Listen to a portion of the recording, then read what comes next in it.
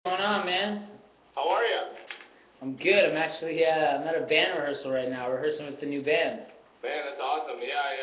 All the fans, everybody's going crazy. Where's Jesse? I was like, I promise, he's coming in the chat room to talk to everybody. So Yeah, man. No, happy here, glad you can make time for the fans, of course, as you always try to as well. So. Yeah, no, I can see everybody's asking. Man, they're going so quickly. How's everybody doing? I'm at a band rehearsal right now in Burbank. We're rehearsing a bunch of new material for all the radio shows that are coming up. I got Z100 New York happening in New York, and a bunch of other shows on the East Coast, and just rehearsing with a new group of guys. Man, they're pretty amazing. That's awesome. So do you pick your own bandmates, or you just kind of meet them along the way, or how does that work? Yeah, no, definitely. There's this new drummer actually that I'm working with. He's the musical director. His name is Nissan Stewart, and he's a cool guy. And he knows a lot of LA cats around town, and he pretty much, the two of us put together like a really strong band. And they're pretty R&B. They're R&B rhythmic guys. They've done a lot of R&B stuff in the past, so we're gonna have a good time, man. That's awesome. Now, when it comes to R&B and rhythmic, I mean, is this kind of a stretch for you, or what do you think?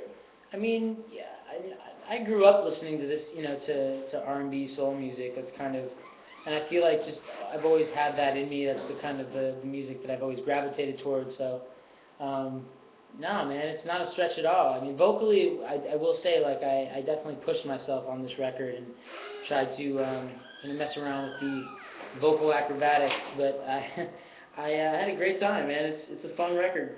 Right, that's awesome. Well, of course, we're going to spend this time to get to know you, outside of your music as well. Of course, we're broadcasting live right now on wild949.com and Justin TV as well. So we have some questions here that the fans have been kind of putting together, and of course, the fans in the chat room as well can participate. We encourage that for you. That's why we're here. So cool, man.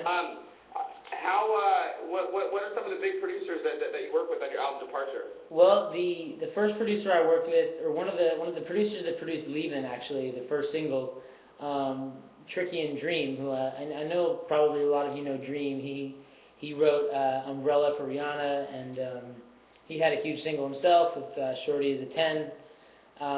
They did the first single, and yeah, man, I worked with a lot of great guys. Sean Garrett, who has had, I don't know, 9 #1 hits in the last 3 years. He's become like a mentor, a big brother to me, so he was fun to work with. But yeah, definitely worked with a group of A-list producers, man, that definitely kind of crystallized this vision I had for this record. Cool, that's awesome. So, and then as far as non-musically, we're going to kind of get to know you, like I said earlier. So, what is something that really annoys you? Let's see. I can't stand when women file their fingernails. Drives me nuts, man. Like, I mean, like, if you're right, like, you mean in person? Or like, if I'm sitting somewhere, well, especially at, like, a table, like a dining room setting, when I'm trying to eat. Right.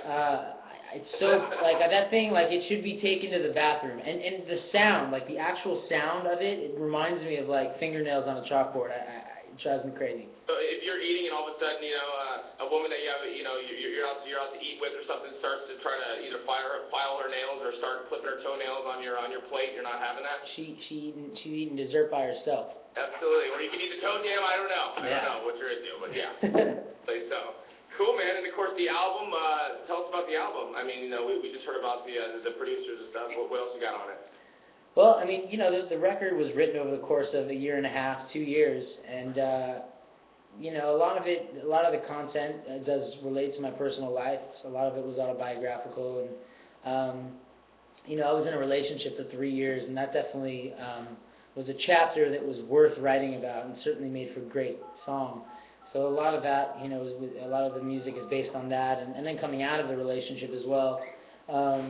But just, I think lyrically the content is just a little bit more mature than some of the stuff you've heard previously from me. I think it digs just a little bit deeper, scratches, a little further past the surface, and it's, I think, very accessible for, people my age. Right. Now when you said that you were in a relationship, how long ago did you guys break up? Over a year ago. Okay, so was that your first heartbreak?